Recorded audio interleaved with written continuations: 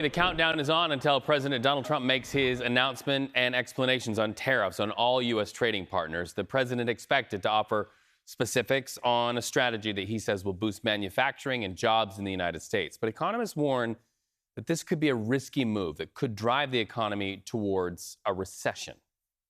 We're seeing it retaliation by other countries, which is going to make it harder for American firms to sell their goods and services abroad.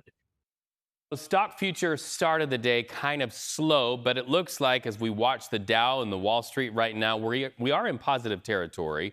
So we are just now sort of seeing that play out there. But what will it be throughout the day? And what's the impact on technology and other sectors? Joining me now, Abrar Al-Hiti. She's the senior technology reporter at CNET. Good morning, my friend. So a lot of talk about tariffs. It is, after all, the word of the day. You could almost make a drinking game out of the word tariffs today. Definitely. What do tariffs do to prices that we pay for everyday things? Because some economists say we might not feel the impact for months, but some companies also just preemptively raise their prices right away. What did you find out?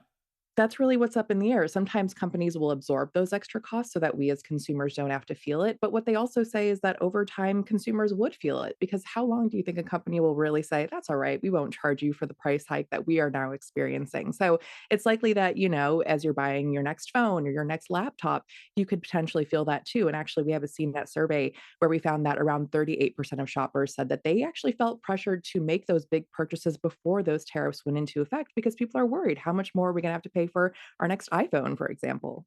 That's right. Well, this Saturday, there's another thing to talk about because it is the much talked about deadline for TikTok. They have to find a non-Chinese buyer or the app could just go dark again in the United States. A lot of controversy, right, when TikTok first shut down. But Donald Trump seems confident a deal will get done. He says that often. Yeah. Sometimes they happen, sometimes they don't. Could this involve negotiations on tariffs? It could actually. That's how the tariffs factor into this too. Donald Trump has said that, he could potentially give China a break on tariffs if they were willing to make a deal on selling TikTok.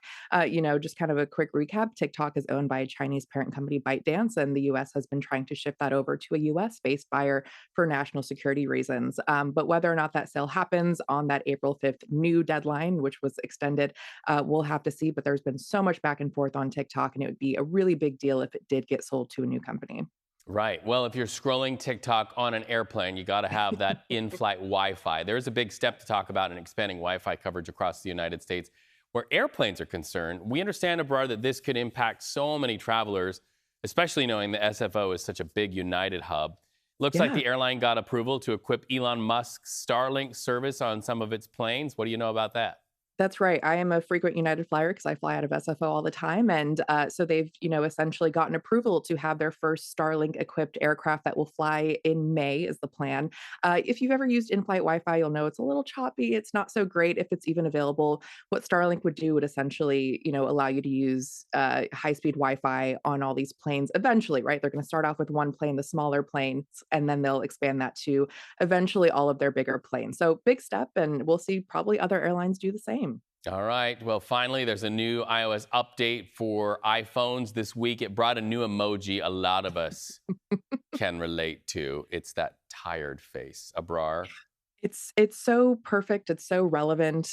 Bags under your eyes. I feel like we all feel that these days. And now iOS 18.4 will allow you to express yourself through this emoji with bags under its eyes.